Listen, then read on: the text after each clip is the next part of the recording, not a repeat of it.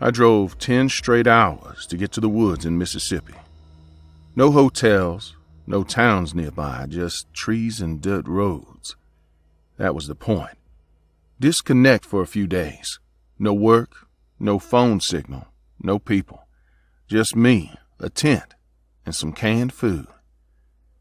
I parked off a trail that wasn't even on the map. No signs, no other cars. It looked untouched. That made it perfect. I walked about a mile into the woods until I found a clearing with a small stream nearby. I set up my tent, started a fire, and it was still light out, maybe about 5 p.m. The place was dead silent. No birds, no wind, nothing. I thought it was peaceful. I set up a small camera on a tripod just to document the trip. Nothing fancy, just a habit. I liked rewatching the hikes. Nothing ever happened. Until now. I ate, sat by the fire till dark, then went to the tent. I slept like a rock that first night. Nothing strange. At least, not yet anyway. Second night, something changed. I spent the whole day walking through the forest. Took some pictures, followed the stream for miles. Round sunset, I started hearing rustling. Not a small animal kind of rustling either. It was heavier, slower. I stopped walking and waited. The noise stopped. I kept on going. After about 10 minutes, I heard it again. This time it was closer. I turned around fast, but I didn't see anything. The trees were thick. It could have really been anything. I wasn't scared. I was just alert. Back at the camp, I ate quickly and kept checking over my shoulder. I turned the camera toward the tree line, just in case. The fire crackled louder than usual. Or maybe I was just listening harder. Round midnight, I heard a deep grunt from the woods. Not a bear. Not a human either.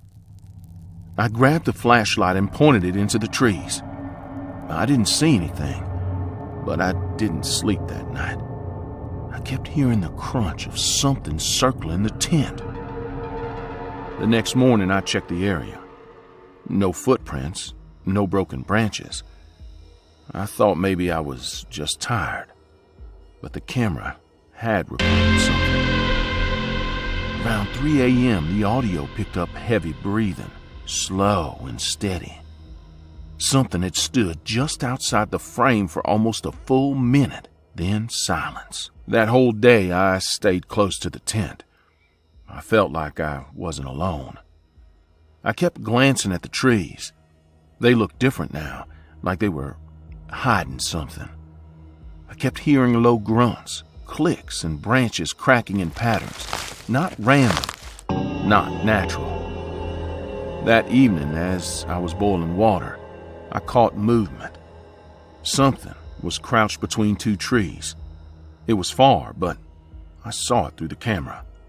Not an animal, bigger than a man. It didn't move like anything I'd seen. I kept the lens on it. It still didn't move. It just stared. My hands were sweating. I whispered to myself to stay calm. The thing stood up.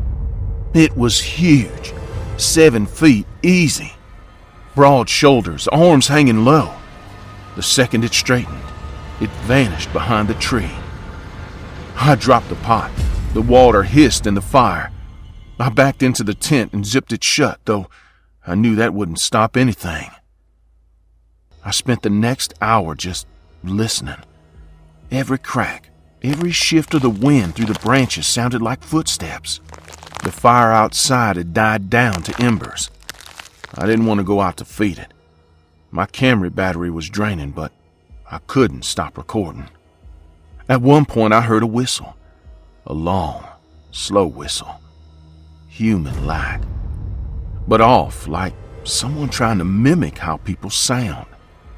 It repeated a few seconds apart. I pressed my ear to the tent wall. I could hear breathing again, but this time it was higher up. Whatever was out there wasn't crouching anymore. It was standing tall, right outside. I didn't move. I didn't even blink. It scraped something across the side of the tent. A claw. A stick? I didn't care. I just stayed still until it stopped. That night, I didn't turn off the camera. I pointed it into the woods in the same direction. Round 2 a.m., the camera battery died. No warning, just cut out. That sound was worse than anything else. The click of the lens shutting down. Then came the breathing again. Closer now. I could hear it outside the tent. Not even trying to be quiet. Slow, deep, raspy. It walked around the tent twice. I held my breath the whole time. Then it stopped right at the entrance. I didn't move. Couldn't. It didn't open it. Just stood there. Then it walked off. I waited another hour before unzipping the door and crawling out. I didn't sleep. I kept the fire going and held the flashlight in one hand and a knife in the other. Useless, but it made me feel like I was doing something. In the distance, I saw 2 eyes reflecting the firelight, low to the ground. Then they blinked and disappeared. At dawn, I packed up everything. I wasn't going to stay another night, but the forest didn't want me leaving. The path I'd come through was gone. Trees, bushes, nothing looked the same. I walked in circles for hours. The tension was just unbearable. I kept hearing twigs snapping behind me, sometimes close, sometimes far, like it was toying with me. I screamed into the trees, told it to come out, to stop messing with me. Nothing, just silence. Then something hit a tree near me. A rock, thrown hard. I turned around. Again. No one was there. My breathing was shallow. I crouched down, trying to collect myself. Then I saw something move between 2 thick trunks about 50 feet ahead. It wasn't walking. It was crawling. Fast, like a predator getting into position. I didn't wait. I started running, not caring where. By noon, I heard it again. Not walking now, running, branches snapping like bones. And I kept running too. No trail. I just pushed through thorns and roots. I didn't care. I just ran. And it followed. Never rushed me, just stayed close. Let me know I was being hunted. I tripped, fell hard, got back up bleeding. My legs were cut. My shirt was torn. I kept running till I hit another clearing. There, standing dead center, was the thing.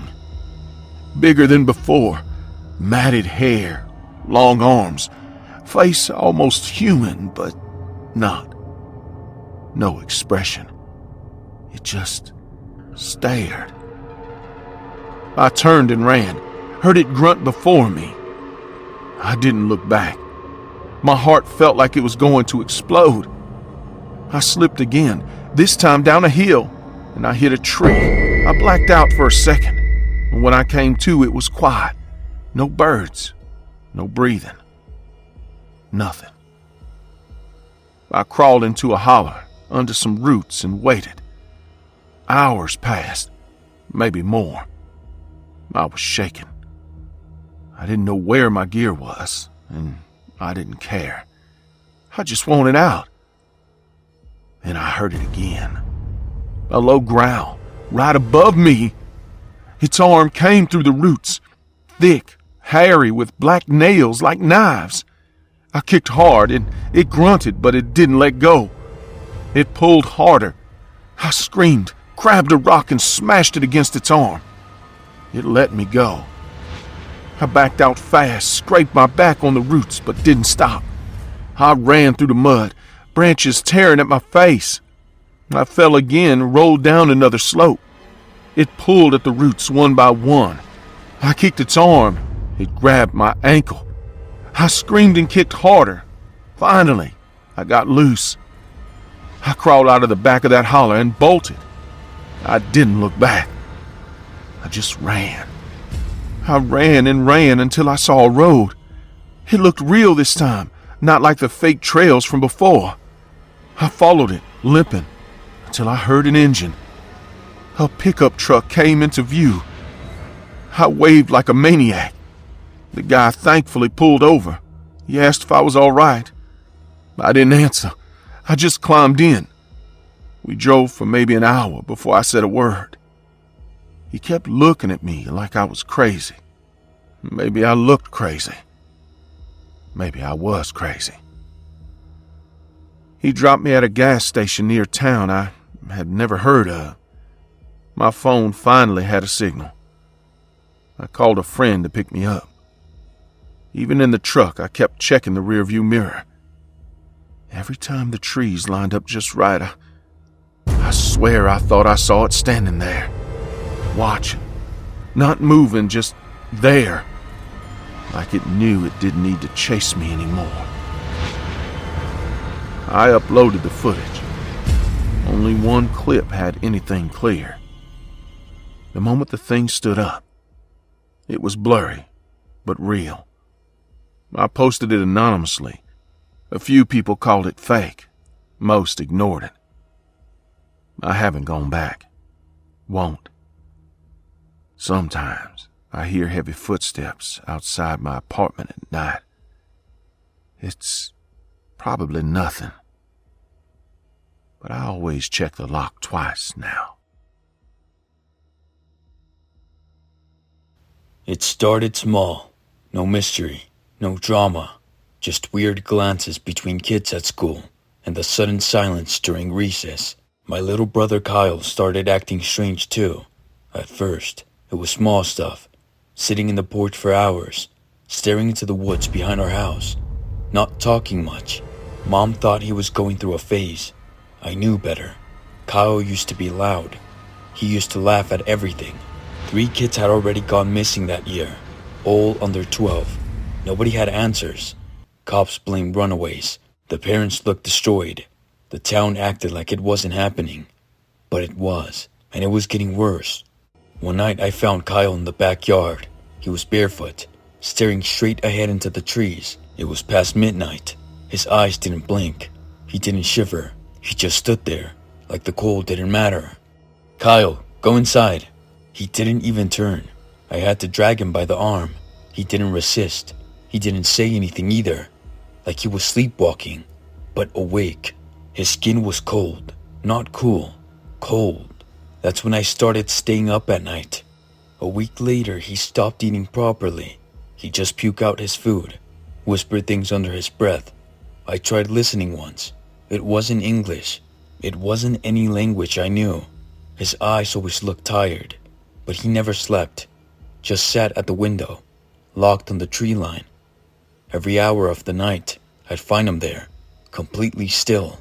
The kind of still that makes your stomach knot. That's when I started staying up. I kept watch, not sure what I was even waiting for. I slept during the day, watched him at night. One night, he stood up and started walking outside again. I didn't stop him, not right away. I had a feeling if I stopped him, I'd never figure out where the others went. He walked across the yard, slow but steady, like he was being pulled into the woods. No flashlight, no shoes, just his pajamas and this dead-eyed look on his face. I followed, quiet. My heart was hammering so loud I thought it might give me away. Every branch he stepped over, I did the same. I didn't call out. I knew whatever had him wouldn't like that. The tree swallowed us fast. It was darker than I thought it would be.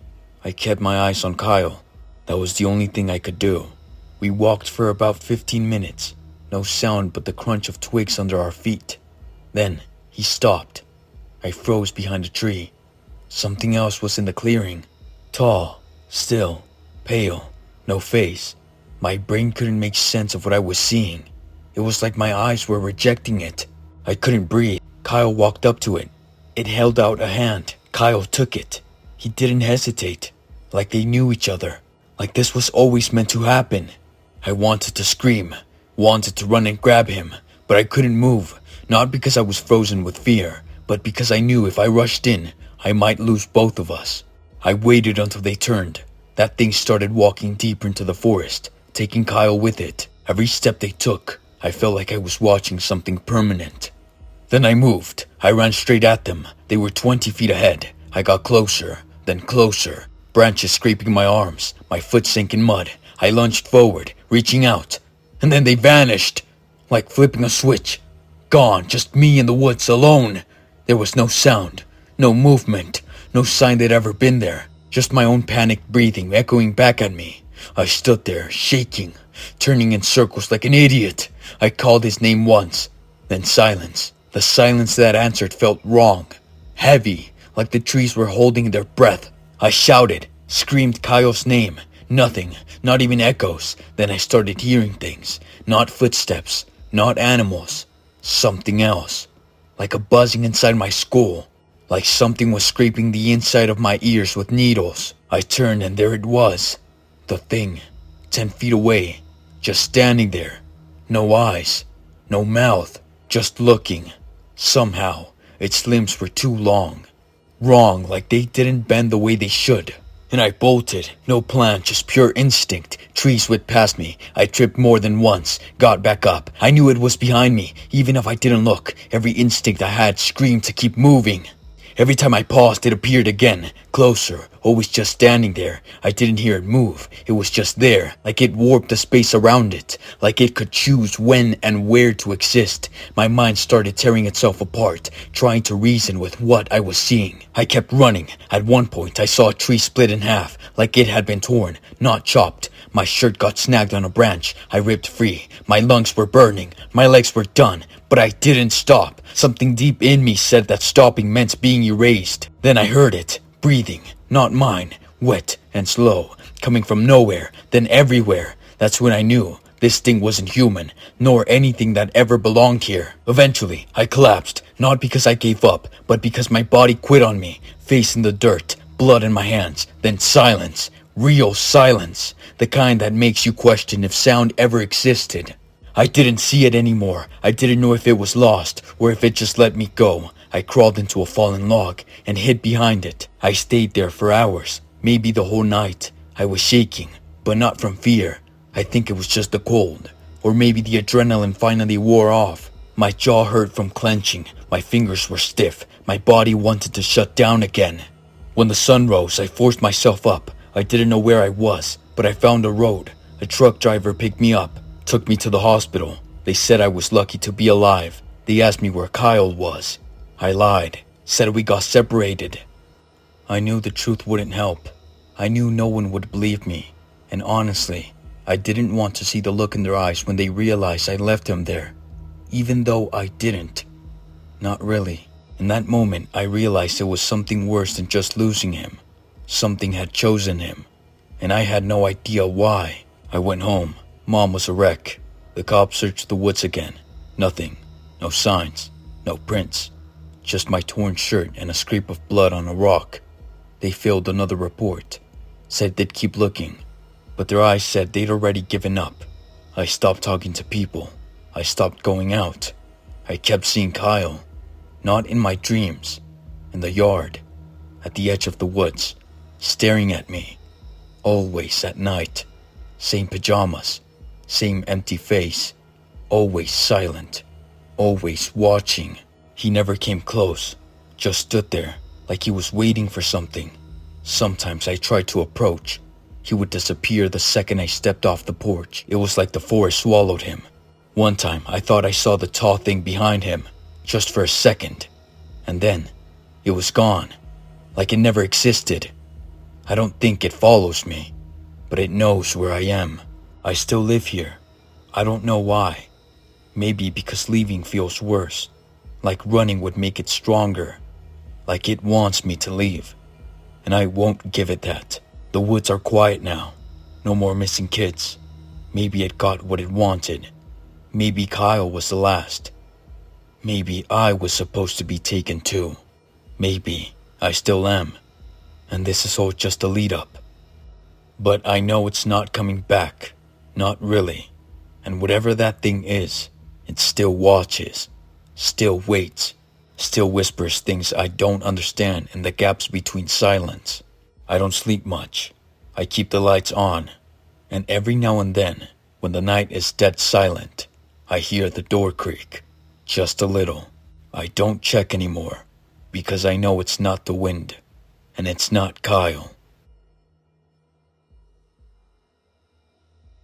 I know it's been a while, but I still see pictures of my friends, and I cry. We'd known each other for years. We'd shared many things as Boy Scouts, and none of them deserved the fate that befell them. That night, we arrived in the Chattahoochee National Forest at dusk after a long hike. We decided to set up camp near a small clearing, surrounded by trees that protected us from the wind. While the others volunteered to fetch firewood and food, it was up to me and Tom to set up the tents. The minutes passed, and my friends didn't return.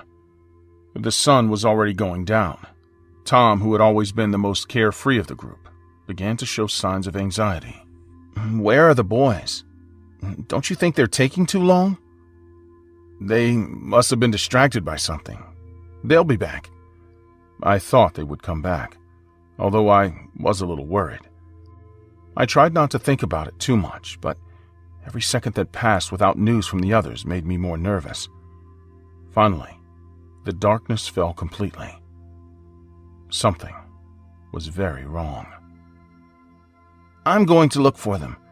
They can't be lost. We're not that far from the camp." "You're right. Wait for me to fix this, and I'll go with you." "No need. You take care of that. I'll be back soon." After Tom left, time passed slowly. I stood still, listening, waiting for any sign of my friends or Tom, but nothing.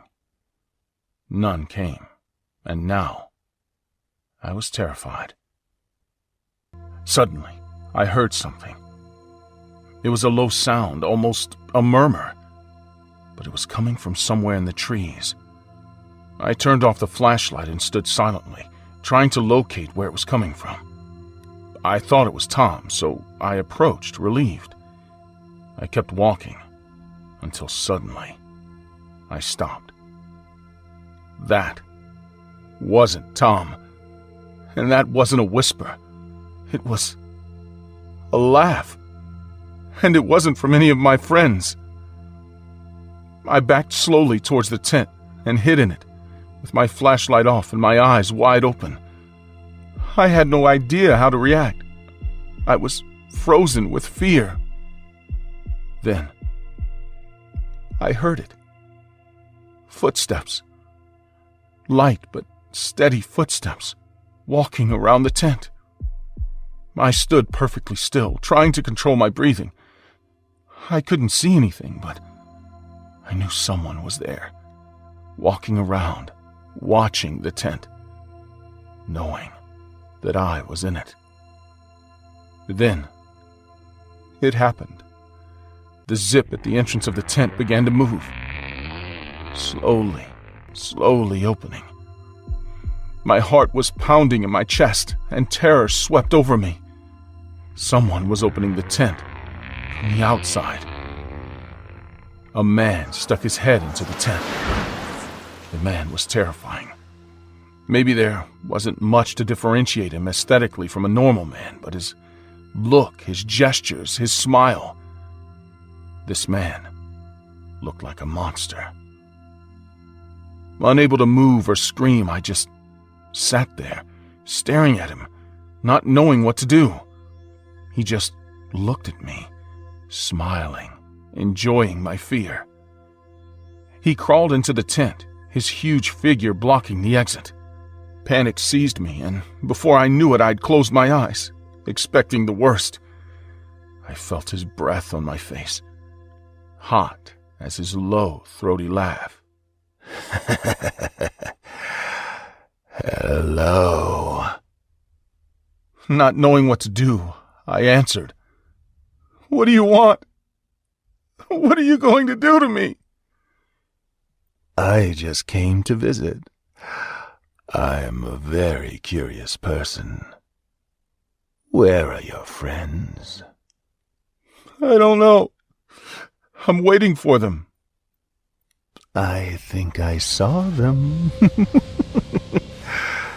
"If you want, I can show you where they are. I don't think they moved." That was all I had to hear. My friends were dead. I let out a little scream of fear and closed my eyes again. So much tension around here, don't you think? I know. Let's play a game. What? How about rock, paper, scissors? Rock, paper, scissors. The fact he was even saying that was absurd and terrifying at the same time. My hands were shaking uncontrollably as I tried to process what he had just said. He stepped closer, invading my personal space, until I couldn't breathe without smelling his nauseating stench. "Will you let me go if I win?" "Don't be silly. I'll let you go anyway. I admit, I like you, and I'm not going to lie to you. I'm a soft-hearted person. I'm bored. Let's play." I had no choice. I had to play. Every fiber of my being was screaming that this was a trap, that I was doomed, that he would kill me, and no one would find me. But what choice did I have? I raised my hand, and he raised his too, his long, misshapen fingers ready for the game. We counted together. Rock. Paper. Scissors. I threw my hand forward with the desperation of someone who knows his life depends on it. He did the same. He had chosen scissors, and I had chosen paper. I guess I win. That means I'm going to have to kill you, right? But you said you wouldn't kill me. Oh, did I say that? The man wasn't laughing anymore. He slowly approached me, stretching out his hands to intimidate me, as if showing me that I couldn't escape. My legs weakened, and I felt the world collapsing around me. But then, instead of attacking, he burst out laughing.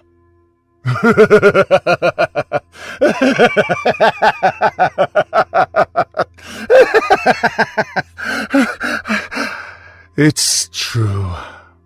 I forgot for a moment. I'm sorry. I'll let you go. After that, the man approached the exit of the tent and left. Then he waited at the end of the exit with the tent open, politely inviting me to leave. I staggered out of the tent, my breath coming in gasps and my heart hammering in my chest. I started to walk to the car, but the man was walking behind me. I couldn't turn around. I couldn't look him in the eye. I had to keep going, hoping he would let me go. Maybe I could try to run, attack him, scream. No, none of that would be a good idea. My only chance was to beg him to let me go. On the way, I saw a few of my friends' bodies, or what was left of them, scattered on the ground. There was no sign of a struggle, only death. I stopped for a second, shocked at what I was seeing. He chuckled softly, but gently pushed me in the back, signaling me to keep going. As we moved forward, the distance between us grew even shorter. There was not even half a meter between his body and mine. As he got closer, I could hear his breathing behind me. The back of my neck was moist from his breath. He was doing it on purpose to scare me. And it was working very well. When we finally reached the road, I felt a horrible pain in the back of my neck. I screamed from it and the fear, and that's when I realized what had happened. The man had bitten me, tearing off a chunk of my flesh with his teeth. I could feel my blood running down my neck, and that was the sign that I couldn't wait any longer. I ran, without looking back, knowing that if I did, I would be finished. When I finally dared to turn my head, he was there, standing at the edge of the forest, watching me as he chewed on the piece of my flesh. They never found the bodies of my friends.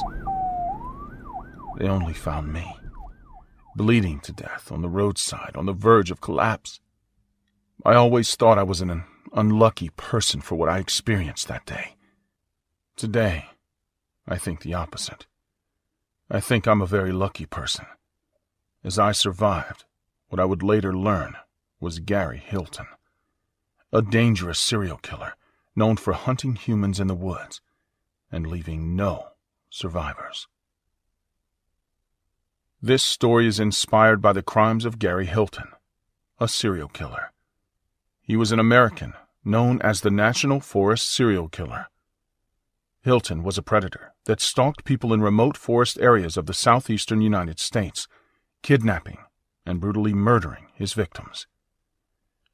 Gary Hilton is currently alive and serving multiple life sentences without a chance for parole from a Florida state prison. Furthermore, he was sentenced to death in 2011 for one of his many crimes, although he has remained on death row since then, awaiting the execution of his sentence.